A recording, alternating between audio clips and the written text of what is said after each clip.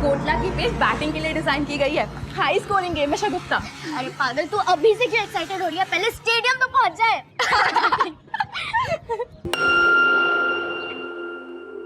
राधिका, आकांक्षा, यहाँ क्यों खड़े हो? चलो, देर हो रही है। तूने सुना हमने जो कहा? हाँ, तो क्या बोल रही थी? अरे हम ये कह रहे थे कि अपना ईयररिंग लगा ले। दोनों के साथ तो ना सुनने वाले को भी कान में रुई डालने की जरूरत पड़ती है, इसलिए मैंने अपना ईयररिंग निकाल दिया। देखो देखो इन तितलियों को कैसे कपड़े पहनती है। एक्सक्यूज मी, क्या कहा आपने? कान ना तेरे खराब है, मेरे नहीं। मेरे तो कान खराब है, पर आपकी जबान ही खराब है। एक मिनट। मेरी जबान खराब है, देखो। हाँ, क्या कर रही है तू? अगर हिम्मत है तो ऑन कैमरा बोल के दिखाइए, आखिर दुनिया भी तो देखे आपकी सोच कैसी है। एक सेकंड आंटी, बोलो ना। अरे अब कैमरे पे बोल के जाइए ना।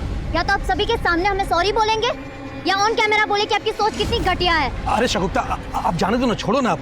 अच्छा, तो आप भी ऐसा सोचते हैं जैसा लीना आंटी? नहीं नहीं, ऐसा कुछ नहीं है। मैं क्या कर रही हूँ? सॉरी बोल दो वरना छोड़ेगी नहीं है। मैं और इन लोगों को सॉरी बोलूंगी? क्या पागल हो गए क्या? मतलब आप अग्री करती है अपनी सोच से? हाँ हाँ बताइए ना। हाँ हाँ, मैं एग्री करती हूँ, कुछ गलत नहीं कहा मैंने। जब 2 साल की बच्ची होता है तब वो भी क्या यही बोलती है? Comment me. 80 साल की बुजुर्ग तक को नहीं छोड़ा जाता है, वो भी क्या यही बोलती है? Comment me.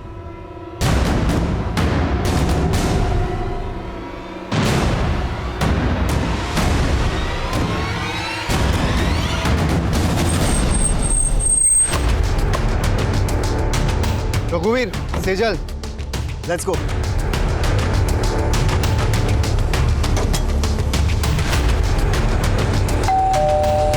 मम्मी कहाँ चलेगी?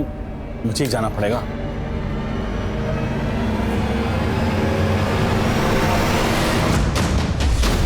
घर के सारे दरवाजे खिड़कियां लॉक कर दो। अरे सर, कौन है आप जो मेरे घर में घुसे चले आ रहे हैं? अरे ये सब ऋषि चोपड़ा, आईटी डिपार्टमेंट। आपके घर का सर्च वारंट। जिस बात का सर्च वारंट? इनकम से ज्यादा संपत्ति।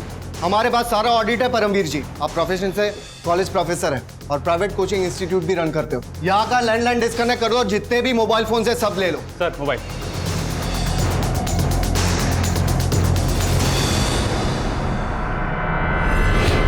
सर, आइए बैठ के बात कर लेते हैं, यही मामले को निपटा लेते हैं।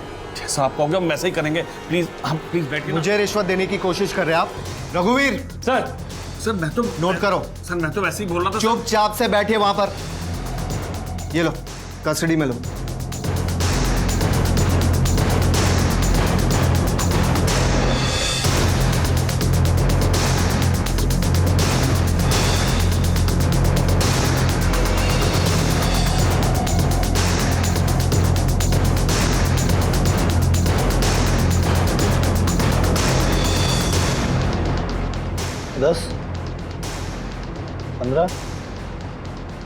रघुवीर, यहाँ के सीसीटीवी का डीवीआर कलेक्ट करो। We need it as a proof कि यहाँ लाखों रुपए के कैश और जेवर मिले। Yes sir.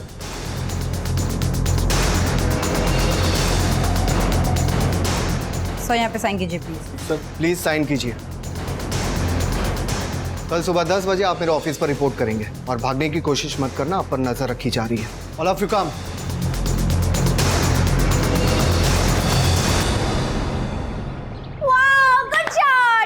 रश्मि, प्रेगनेंसी के बाद जिस तरह तुम क्रिकेट एंजॉय करी हो ना, मुझे तो लगता है हमारा होने वाला बेटा ना क्रिकेटर ही बनेगा। बेटा क्यों, बेटी भी होगी तो भी मैं क्रिकेटर बनेगी।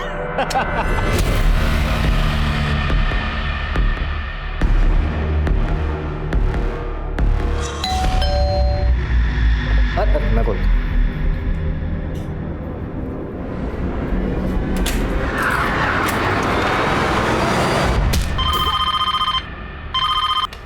Hello, control room.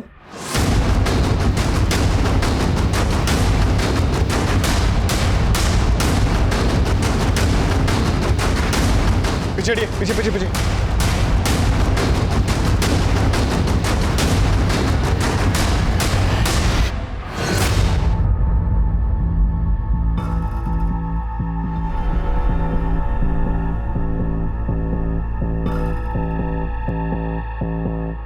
आप लोगों में से इस घर में से कौन है? साहब, कल्पेश साहब और रश्मि मैडम अकेले रहते थे यहाँ। आप कौन?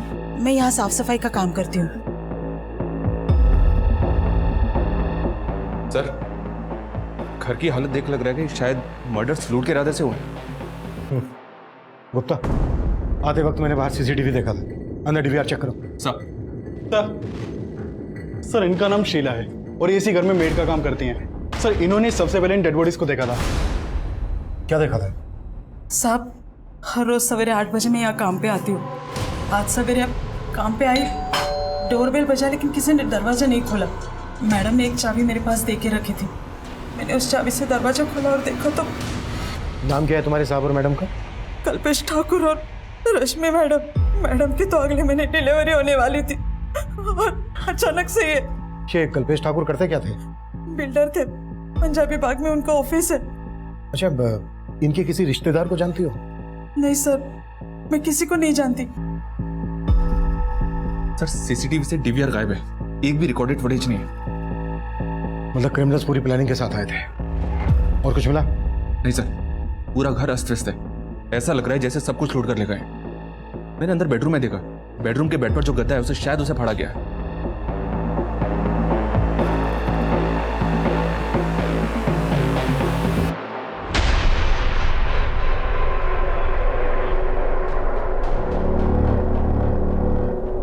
घर में लूट हुई है ये तो समझ में आ रहा है, लेकिन ये गद्दा फाड़ने का चक्कर समझ में नहीं आ रहा है। सर कल्पेश ठाकुर की कंपनी का विजिटिंग कार्ड मिला है। कल्पेश ठाकुर के ऑफिस में बात करो और आस पड़ोस में पता करो, शायद किसी ने कुछ देखा हो। क्रिमिनल्स घर के सीसीटीवी का डीवीआर निकाल कर ले गए हैं। एक काम करो, पड़ोस में और यहाँ आने वाले रास्ते पर अगर कोई सीसीटीवी है तो उसकी फुटेज चेक करो। सर यार 2020 मैच तो मिस कर दिया, पर यहाँ भी कुछ कम चौके छक्के नहीं लग रहे हैं। क्या बात है यार, दबा के कमेंट्स आ रहे हैं। क्या लिखा है? This aunty is sick. Leela aunty की ना लग चुकी है बिल्कुल सब। सीरियसली यार जोश जोश में वीडियो तो वायरल कर दिया, पर देखना अम्मी गुस्सा करेगी।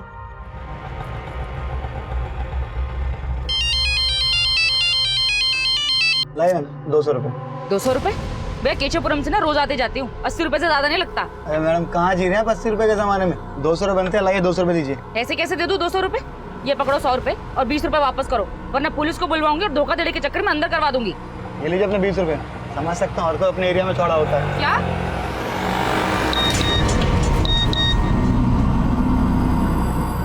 जब 2 साल की बच्ची का रेप होता है तब वो भी क्या यही बोलती है, कमेंट में 80 साल की बुजुर्ग तक को नहीं छोड़ा जाता है। कहीं मुंह दिखाने लायक छोड़ा नहीं तुमने। यार जरूरत थी ऐसा मोबाइल में बोलने की?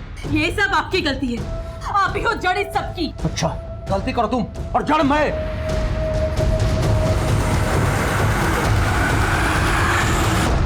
मैं जानती हूँ शगुफ्ता कि वो कैसी औरत है, पर बेटा कीचड़ में पत्थर मारेंगे तो कीचड़ तो हम पर ही आएगा ना। पर अम्मी, उन्हें आईना दिखाना भी जरूरी था। वो हमेशा ऐसा करती है और इस बार मुझसे रहा नहीं गया। और ये देखिए अम्मी, सब हमें सपोर्ट कर रहे हैं और उन्हें क्रिटिसाइज। बेटा अभी तो क्रिटिसाइज कर रहे हैं, पर जरूरत पड़ने पर ना कोई हमारे साथ खड़ा नहीं होगा। मैं मानती हूँ कि अपने राइट्स के लिए लड़ना अच्छी बात है, पर बेटा ऐसे किसी का तमाशा नहीं बनाना चाहिए ना।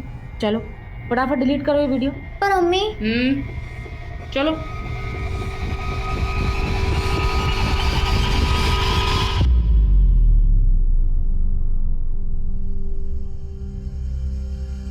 ये तो कल्पेश ठाकुर के घर की तरफ गए थे। बेडरूम के गद्दे का फटा हुआ मिलना और यहाँ घर के बाहर जो गाड़ी है उस पर इनकम टैक्स डिपार्टमेंट भारत सरकार लिखा हुआ है। सर कहीं आईटी रेड का चक्कर तो नहीं? गुप्ता, घर में मर्डर्स भी हुए, हमें इस चक्कर को बहुत अच्छे से समझना होगा। ये देखो, गाड़ी का नंबर दिख रहा है। वेरीफाई करो कि ये गाड़ी क्या वाकई में आयकर विभाग की। सर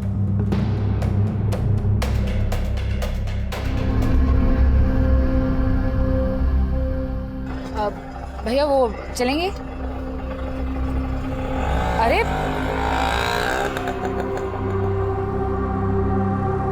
नफीसा, तुम यहाँ क्या कर रहे हो? तुमने तो मेरा फोन उठाना बंद कर दिया, तो मैंने सोचा कि यहीं आके मिल लूं। मुझे जो कहना था ना, मैं पहले भी कह चुकी हूँ। तुम्हें मेरा घर खाली करना होगा। 1 हफ्ते का टाइम दे रहा हूं तुम्हें मैं, नहीं तो अच्छा नहीं होगा।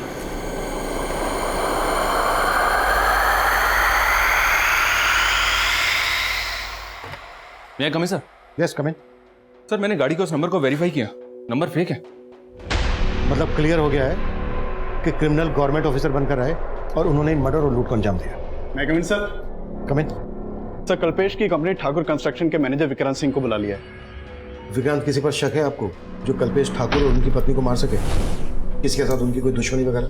सर मुझे तो ऐसा कभी कुछ लगा नहीं, मैं तो खुद हैरान हूँ इस सबसे।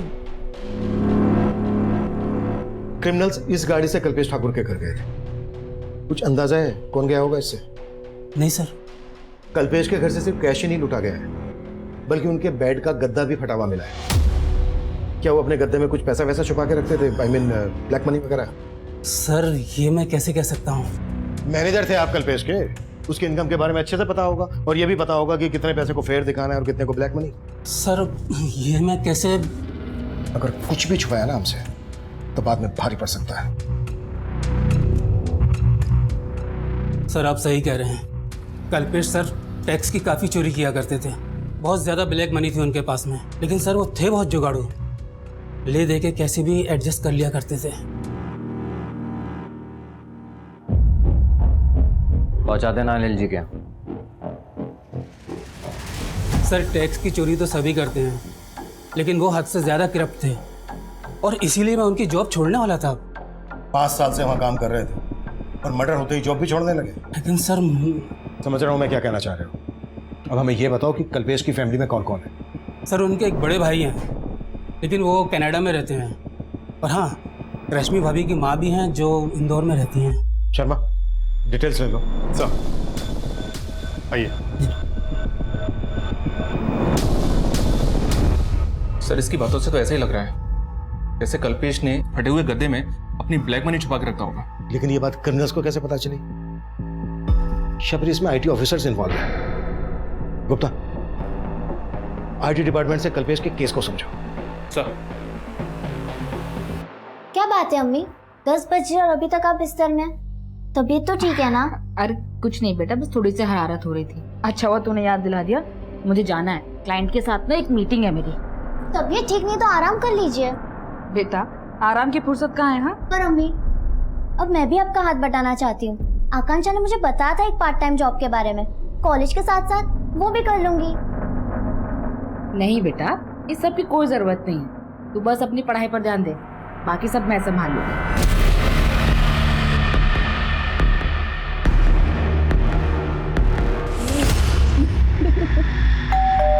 मैं देखती हूँ। देखती हूँ मैं।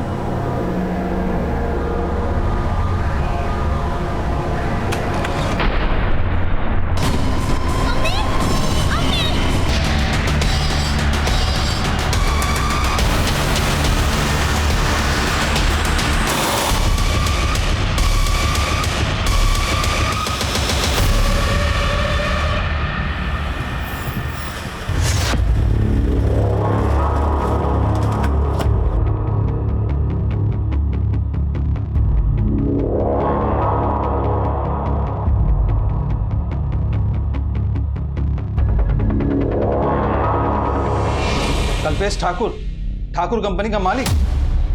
हाँ मैं उसे बहुत अच्छे से जानता हूँ। इस कल्पेश के बारे में और क्या क्या जानते हैं, क्या मैं जान सकता हूँ? एक नंबर का करप्ट बिजनेसमैन था वो। उस जैसे टैक्स पेयर पर हमारी हमेशा नजर रहती थी। टैक्स चोरी के अलावा कुछ और सोचता ही नहीं था। वो हमारी रडार पर बहुत दिनों से था, और हमने उसके यहाँ रेड भी प्लान किया था अगले हफ्ते। अगले हफ्ते? हाँ। अगर आपने अगले हफ्ते रेड प्लान की थी तो फिर ये लोग कौन हो सकते हैं? ये देखिए, वो लोग भारत सरकार की गाड़ी में आए थे।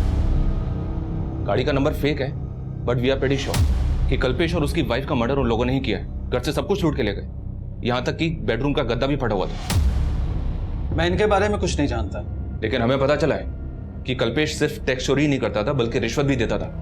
कहीं ऐसा तो नहीं इस इल्लीगल लेन देन की वजह से डिपार्टमेंट में कोई झगड़ा? आप कहना क्या चाहते हैं ऑफिसर? मेरे डिपार्टमेंट में ऐसा कुछ भी नहीं होता है। तो हो सकता है कि आपके डिपार्टमेंट से इंफॉर्मेशन लीक हुई कि आप कल्पेश के घर पे रेड मारने वाले हैं, और इसी बात का उन क्रिमिनल्स ने फायदा उठा के ये कांड कर दिया। ये सब बातें बहुत ही कॉन्फिडेंशियल होती हैं officer, and I am sure कि मेरे डिपार्टमेंट से ऐसा कुछ लीक हो ही नहीं सकता।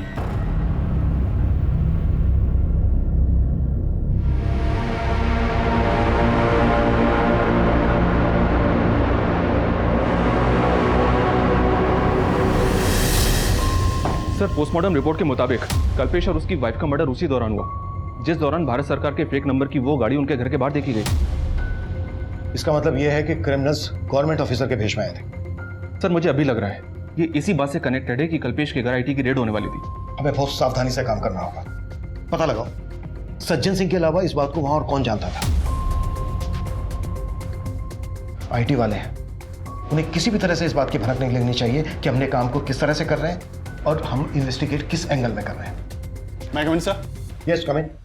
सर मैंने कल्पेश के घर के बाहर की पिछले कुछ दिनों की एक्टिविटीज चेक की। वारदात से एक दिन पहले वहां के सीसीटीवी में कुछ सस्पिशियस नोटिस किया मैंने। ये वहां का फुटेज है सर।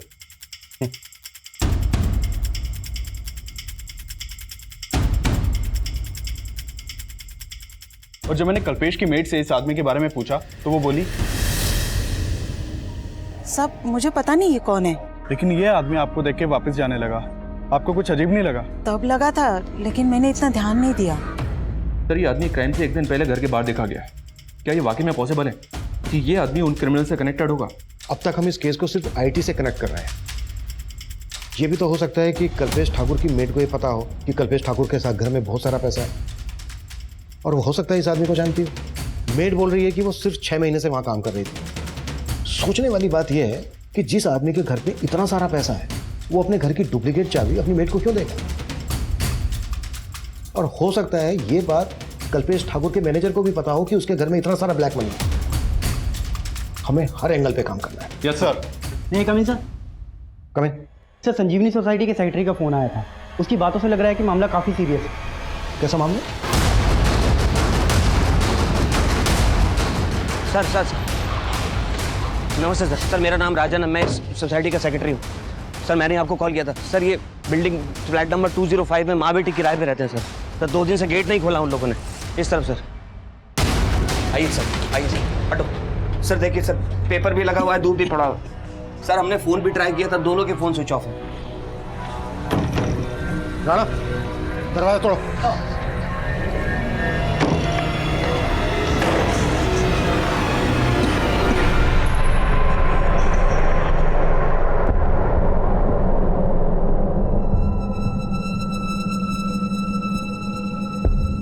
गुप्ता सर बहुत ही ब्रूटल मर्डर है।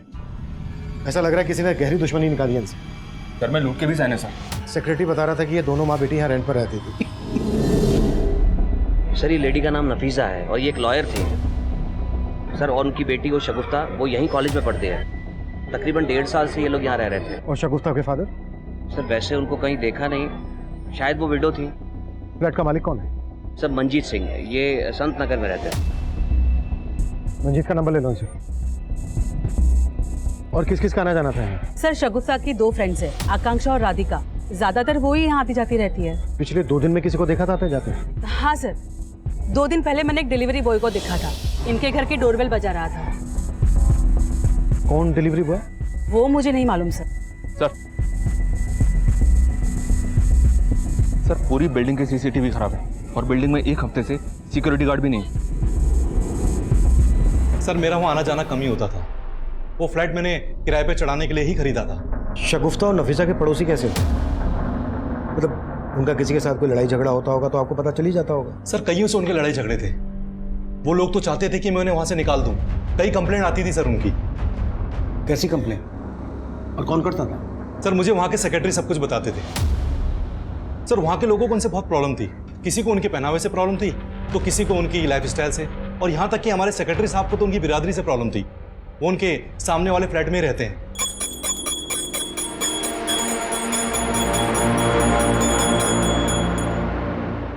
ये लोग कैसे हैं और खाते हैं? जहन्नुम बना रखी जगह। अगर ये मांस मच्छी खानी है ना तो अपने घर में खाओ, ये कचरा गंदगी यहाँ नहीं चलेगा। 1 मिनट अंकल। क्या 1 मिनट? एक तो इतना साउंड बढ़ा रखा है कि पूरी सोसाइटी बहरी हो जाए। सॉरी अंकल, मैंने ईयररिंग नहीं लगा रखा था। What sorry? ये तमाशा बंद करो मुझे। ये कचरा कौन उठाएगा, तुम या तुम्हारी माँ? तमीज से बात कीजिए अंकल। अब तमीज तो तुम्हें मैं सिखाऊंगा तुम्हारे ही अंदाज में। करता हूँ तुम्हारे लैंडलॉर्ड को फोन और निकलवाता हूँ तुम माँ बेटी को यहाँ से बाहर। तू देख। हाँ राजन भैया। मंजीत भाई हमारी बिरादरी वाले होकर आपने ये किसको किराए पे घर दे दिया अपना? आप इनको बाहर निकालो अभी के अभी। हमारी बिरादरी वाले किराएदार नहीं मिल रहे आपको क्या? सर ये आए दिन की टेंशन थी, पर मैं उन्हें ऐसे कैसे निकाल सकता था? सर मैं तो इन सब बातों को मानता भी नहीं हूँ। साहब मैं उस बिल्डिंग में और आसपास के बिल्डिंग में कई फ्लैट्स में काम करती हूँ। शगुफ्ता और नफीसा के यहाँ भी काम करती हो? नहीं साहब, मैं उनको जानती तक नहीं। तो उनकी बिल्डिंग में किसके यहाँ काम करती हो? मैं लीना मैडम के यहाँ काम करती हूँ, जो तीसरे माले पे रहती है। और ये तो तुम्हें पता ही होगा ना कि तुम्हारे कल्पेश सेठ के घर में कितना पैसा था। कहीं इस बारे में उन क्रिमिनल्स को तुमने तो नहीं बताया था? नहीं साहब, मैं पहले ही बता चुकी है। आप मुझ पे बेकार में शक कर रहे हैं। सर मैंने संजीवनी बिल्डिंग के पास वाली बिल्डिंग के सीसीटीवी फुटेज भी चेक किए, लेकिन भारत सरकार के टैग वाली ऐसी कोई भी गाड़ी नहीं दिखाई दी जैसी कल्पेश के घर के बाहर देखी गई थी।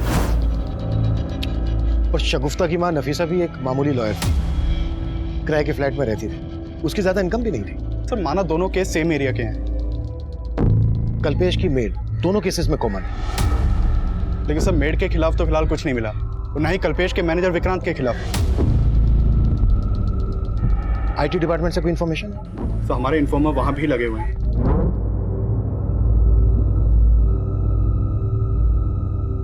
लेकिन अभी तक फिलहाल कोई काम की खबर नहीं आई।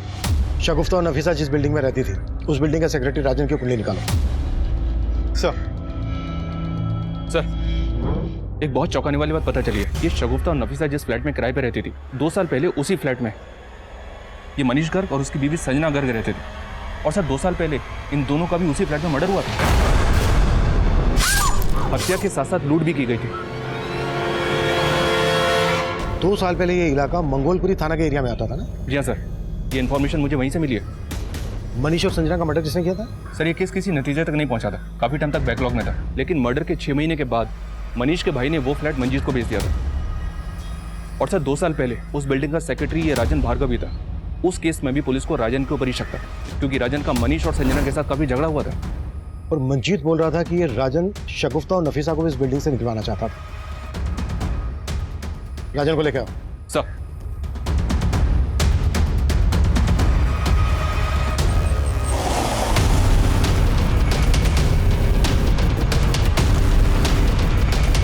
तो तू चाहता ही नहीं था कि कोई तेरे पड़ोस में रहे। शगुफ्ता और उसकी माँ की बिरादरी से प्रॉब्लम थी तुझे, पर मनीष और उसकी पत्नी संजना को क्यों मारा? सर मैंने कुछ भी नहीं किया सर, और उस केस से तो मुझे पहले ही भरी किया जा चुका है। लेकिन हम पूरी तरह से अच्छे से तेरी आरती उतारेंगे। क्या क्या कांड किया तूने? सर मैंने कुछ नहीं किया सर, मैं सच बोल रहा हूँ। सब कुछ बहुत ही प्लानिंग के साथ किया तूने। पहले सिक्योरिटी गार्ड को निकाला, जानबूझकर बिल्डिंग के सीसीटीवी नहीं करवाए ताकि ये कांड कर सके, है ना? आप गलत सोच रहे सर। सर सीसीटीवी फंड की वजह से नहीं हो पाया। आप चाहे तो सोसाइटी का अकाउंट चेक कर सकते हैं।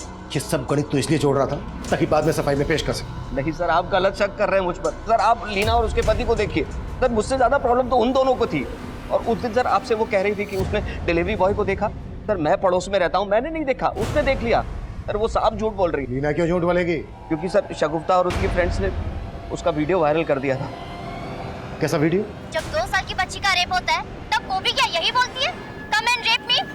80 साल की बुजुर्ग तक को नहीं छोड़ा जाता है। ये वीडियो सोशल मीडिया पे काफी टाइम से वायरल है, और लीना के अगेंस्ट काफी कमेंट्स भी किए गए थे। सर ये लीना वही औरत है जिसके घर में वही मेड काम करती है जो कल्पेश के घर पे करती थी।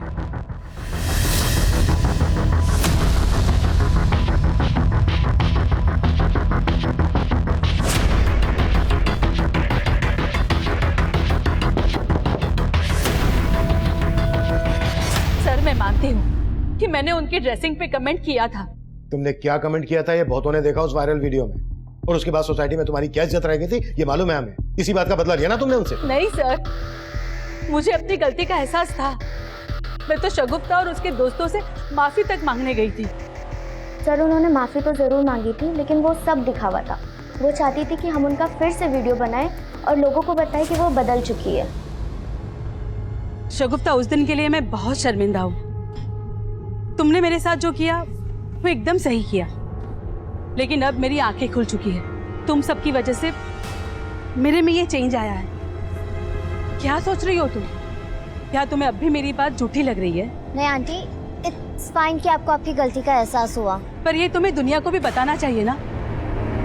अब तुम मेरा वीडियो नहीं बनाओगी? नो आंटी, क्योंकि मैं जानती हूँ हाथी के दांत खाने के और दिखाने के अलग होते हैं।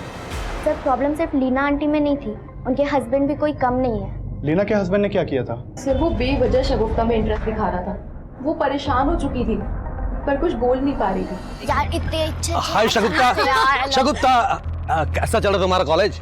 अच्छा चल रहा है uncle. Don't call me uncle. अरे माना कि मैं शादीशुदा हूँ, लेकिन तुमसे इतना बड़ा भी नहीं कि तुम मुझे अंकल बोलो।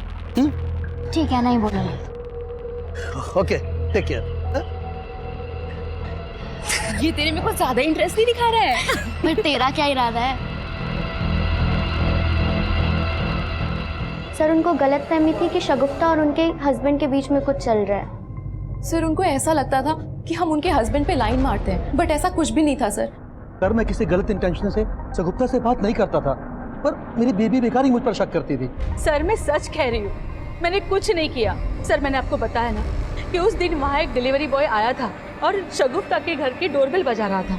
मुझे तो लग रहा है कि वो राजन भार्गव अपना किया छिपाने के लिए मुझे झूठा साबित कर रहा है। नफीसा एक लॉयर थी। एंगल नफीसा के प्रोफेशन से भी जुड़ा हो सकता है। शगुफ्ता और नफीसा से जुड़ी छोटी से छोटी बातों के बारे में भी पता करो। राजन, दीना और निरंजन पे नजर रखो।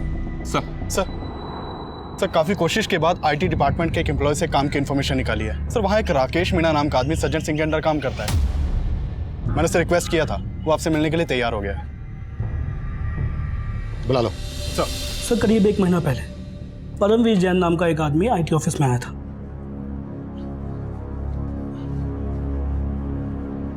एक्सक्यूज मी सर, ऋषि चोपड़ा जी से मिलना था। 10 बजे का टाइम दिया था मिलने के लिए। Rishi Chopra, IT department. Excuse sir, क्या हुआ? सर, वो आईटी इंस्पेक्टर ऋषि चोपड़ा जी ने सम्मन दिया था और कहा था कि कल 10 बजे ऑफिस में आकर मिले। ऋषि चोपड़ा? जी सर। मगर इस नाम का कोई ऑफिसर यहाँ काम नहीं करता। सर, उनके अंडर में रघुवीर सिंह, सेजल गुप्ता और अतुल शर्मा थे। वो कल मेरे घर आए थे। मगर इन नामों के कोई ऑफिसर हमारे यहाँ काम नहीं करता। क्या? सॉरी सर, मुझे लगता है कि मुझे कुछ गलतफहमी हो गई है। मैं चलता हूँ। रुको 1 मिनट, तुम्हें सम्मन मिला था, इसका मतलब कल तुम्हारा रेड हुई थी? नहीं सर, हमारे घर कोई रेड नहीं हुई सर। नाम क्या है तुम्हारा, कहाँ रहते हो? सर, मैंने बोला ना कि मुझे गलतफहमी हुई है, बस मैं चलता हूँ। मेरी बात सुनो सर, सुनो। फिर वो वहां से चंपत हो गया। मुझे शक हुआ तो मैंने ये बात सज्जन सर से की। फिर हमने ऑफिस का सीसीटीवी चेक किया और उसकी प्रोफाइल निकाली। तब हमें ये मालूम हुआ ये वही परमवीर जैन है जिसके हम लोग रेड मारने वाले थे। फिर आप लोगों ने क्या एक्शन लिया? सर, हमारी टीम ने उसके घर पे रेड डाली, मगर वहाँ हमें कुछ मिला ही नहीं। लेकिन तब भी हमें एक बात समझ में नहीं आई कि ये ऋषि चोपड़ा, अतुल शर्मा और रघुवीर सिंह और सेजल गुप्ता की बात कर रहा था। आप हमें परमवीर जैन का नंबर और एड्रेस दे सकते हैं? Sure sir. Thank you. मैं कम इन सर? यस, कम इन। सर, मैंने नफीसा और शगुफ्ता के कॉल रिकॉर्ड चेक किए। शगुफ्ता को आखिरी कॉल एक विल कोरियर कंपनी की तरफ से आया था। दरअसल शगुफ्ता ने अपने लिए एयर एड ऑर्डर किया हुआ था और ये डिलीवरी उसी दिन होने वाली थी जिस दिन उन दोनों का मर्डर हुआ था। सर, मैंने डिलीवरी बॉय को यहाँ बुलवा लिया है। गुड। और सर, नफीसा के कॉल रिकॉर्ड से ये सामने आया कि नफीसा के अपने मकान मालिक मंजीत सिंह के साथ लगभग रोजाना बातचीत होती थी। अफेयर का एंगल? सर, हो सकता है। ठीक है, इस मंजीत के बारे में सब कुछ पता करो। सर।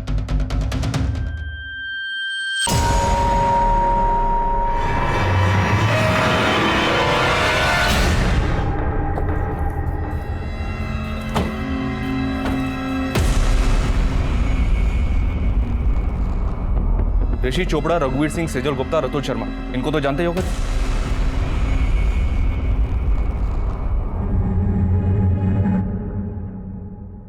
नहीं सर, मैंने नहीं जानता। अच्छा, अगर नहीं जानते तो फिर इन लोगों ने तुम्हें 17 मार्च को आईटी डिपार्टमेंट में आने का समन क्यों दिया था? सर, लगता है आपको कोई गलतफहमी हुई है। परमवीर, हम एक मर्डर केस इन्वेस्टिगेट कर रहे हैं। अगर कुछ भी जानते हो तो बता दो हमें, नहीं तो बुरे फंस सकते हो तुम, समझे? सर, दरअसल वो 16 मार्च को हमारे घर आए थे और कह रहे थे कि वो आईटी डिपार्टमेंट से हैं। और फिर उन लोगों ने यहाँ रेड की? हाँ सर, और अगले दिन जब मैं आईटी डिपार्टमेंट गया तो पता चला कि उन लोगों का इस डिपार्टमेंट से कोई लेना देना ही नहीं है। सर, वो लोग बेवकूफ़ बनाकर हमारे घर से सब सामान लूट कर ले गए और यहाँ तक कि सीसीटीवी कैमरे के डीआरएस भी निकाल कर ले गए। और तुमने पुलिस को इन्फॉर्म तक नहीं किया, इसलिए ना क्योंकि तुम जानते थे कि वो लोग तुम्हारी ब्लैक मनी लूट कर ले गए? जी सर, लेकिन सर उसके बाद मैंने कसम खाई कि कभी भी टैक्सी चोरी नहीं करूंगा। वो चारों दिखते कैसे थे? सर, 4 नहीं, वो 5 थे। 5? जी सर, एक बार गाड़ी के पास खड़ा था। गाड़ी पे क्या लगा था? आरएसआर का? जी सर।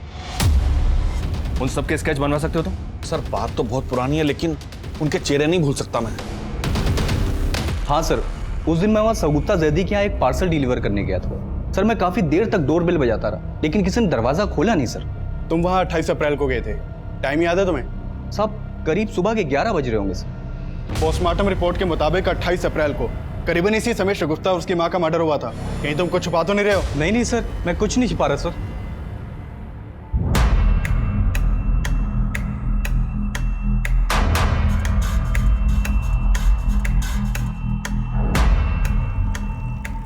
सर ये उन चारों के स्केचेस हैं जिन्होंने परमवीर के घर पर फेक रेड डाली थी, और पूरे चांसेस हैं कि ये वही लोग हैं जिन्होंने कल्पेश के घर पर भी फेक रेड डाली थी। अगर ये एक ही है तो एक बात समझ में नहीं आ रही है कि इन्होंने इस तरह से परमवीर के घर पर रेड डाली कि उसने बिलीव कर लिया कि ये सब आईटी ऑफिसर्स ही हैं। इन्होंने सब कुछ इतनी सफाई से किया, तो फिर कल्पेश और उसकी वाइफ का मर्डर क्यों किया? अब इन केसेस में बहुत कुछ ऐसा है जो इन्हें एक दूसरे से अलग कर रहा है। शर्मा एक काम करो, इन सारे इस केसेस को कल्पेश के घर के बाहर लोगों को दिखाओ और पता करो कि क्या इनको कल्पेश के घर के बाहर देखा गया था, और जिस डिलीवरी बॉय को कल्पेश के घर के बाहर देखा गया था ये भी पता करो कि उस डिलीवरी बॉय को परमवीर के घर के बाहर भी देखा गया था क्या?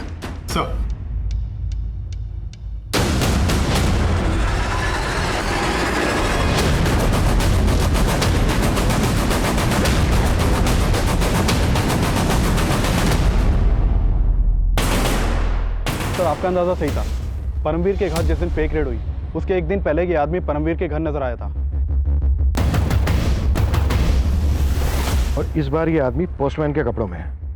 हाँ सर, लेकिन परमवीर का कहना है कि उसे ध्यान नहीं कि उसने इस आदमी को देखा था या नहीं, लेकिन कल्पेश की मेड ने आइडेंटिफाई किया है कि उसने इसी डिलीवरी बॉय को कल्पेश और रश्मि के मर्डर के एक दिन पहले उनके घर के बाहर देखा था।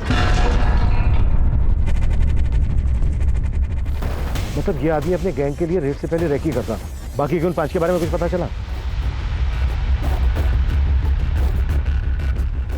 नहीं सर, उनका कहीं कोई क्रिमिनल रिकॉर्ड नहीं मिला। शगुफ्ता और नफीसा के घर के बाहर जो डिलीवरी बॉय देखा गया, चेक करो उस डिलीवरी बॉय का इस सबसे कोई कनेक्शन है क्या?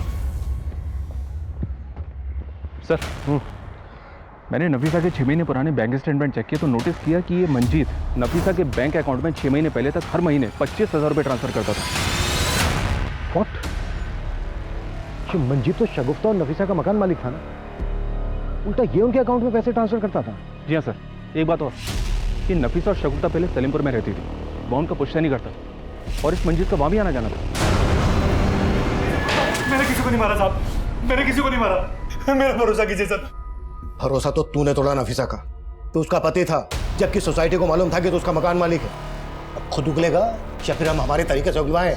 बताता हूँ सर, मैं सब सच बताता हूँ। नफीसा का पहला पति गुजर गया था और शगुफ्ता उसके पहले पति की ही बेटी थी।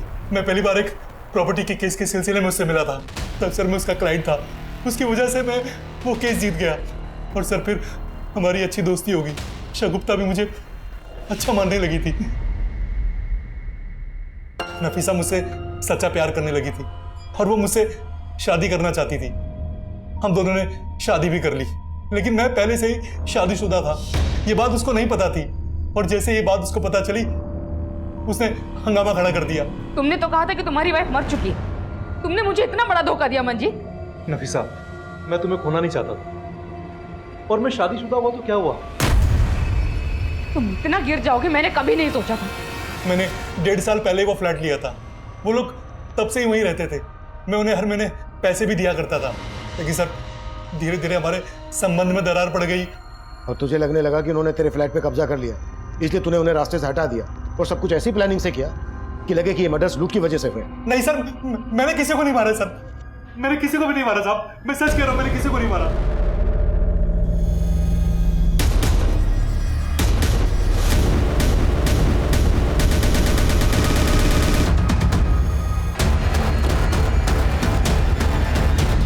सर ये तो वही आदमी लग रहा है जो उस दिन परमवीर और कल्पेश के घर के बाहर देखा गया था। ये देखिए।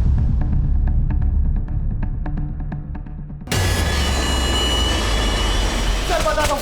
शर्मा, सर मानता हूँ कि हम परमवीर के घर पे गए थे और फेक आईटी ऑफिसर बनके हमने वहां लूट की। ऋषि चोपड़ा, आईटी डिपार्टमेंट। लेकिन सर हमने नफीसा और शगुफ्ता को नहीं मारा सर। और कल्पेश और उसकी बीबी रश्मि? सर उस दिन हम कल्पेश के घर पे फेक रेड डालने ही गए थे, लेकिन हमें नहीं मालूम था कि कल्पेश डेढ़ चाणा निकलेगा। आईटी ऑफिसर ऋषि चोपड़ा, आपके घर का सर्च वारंट। सारे दरवाजे खिड़कियां बंद कर। अरे आप अंदर क्यों घुस रहे हैं? पूरा घर छान मारो। ऐसे कैसे घुस गए घर के अंदर? और कौन सा वारंट है? तुम सब लोगों को अच्छी तरह जानता हूं मैं, अभी पुलिस को फोन करता हूं।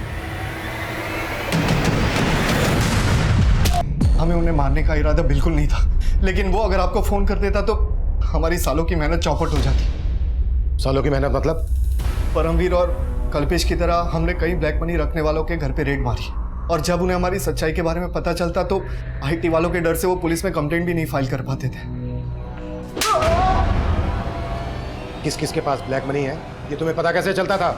2 साल पहले मनीष नाम के एक आदमी से हमारी बार में दोस्ती हुई थी, फिर आए दिन हम साथ साथ पीने लगे। एक दिन बातों ही बातों में उसने हमें बोला, भाई मैं 2 चीज़ों से बहुत डरता हूँ। पहली मेरी बीवी, और दूसरा कौन है जिससे तेरे जैसा शेर डरता है? भाई जिसकी गठरी में चोर होता है ना, वो आईटी वालों से जरूर डरता है। उसके ऐसा बोलने पर हमने भाप लिया कि जरूर उसके पास ब्लैक मनी होगी, और हमने दूसरे दिन ही उसके घर पे धावा बोल दिया। उस केस में हमें कोई नहीं पकड़ पाया था सर। हमें लगा उस तरह से तो जो लोग ब्लैक मनी रखते हैं उनको हम इजीली टारगेट बना सकते हैं। और बलराम तो तुम्हारा साथी था, उसको क्यों मारा? बलराम हमारे लिए टारगेट की रैकी करता था और ब्लैक मनी रखने वालों की इन्फॉर्मेशन भी निकालता था। हमें लगा कि हमें से एक बलराम ही है जिस तक आप आसानी से पहुंच सकते हैं, तो सर हम फंस ना जाए उस चक्कर में उसे मार दिया। सर मैं सच कह रहा हूँ सर, हमने किसी शगुफ्ता और नफीसा को नहीं मारा सर। तेरे बाकी के साथी कौन से बिल में छुप कर बैठे हैं?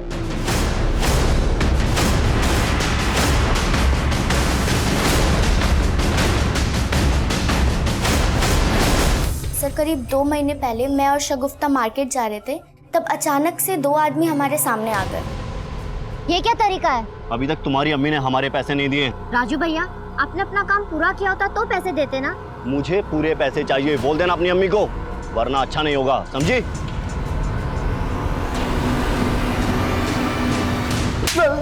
सर बताता हूँ साहब, मैं जब उनके घर में काम कर रहा था तो मुझे एक दूसरा बड़ा काम मिल गया था। उसका सेट पैसे भी अच्छे दे रहा था सर। मैंने सोचा मैं पहले सेट का काम खत्म कर देता हूँ और बाद में इनका काम कर दूंगा, लेकिन साहब उन्होंने वो काम दूसरे कारीगर से करवा लिया और उन्होंने मेरा बाकी का 6000 भी नहीं दिया।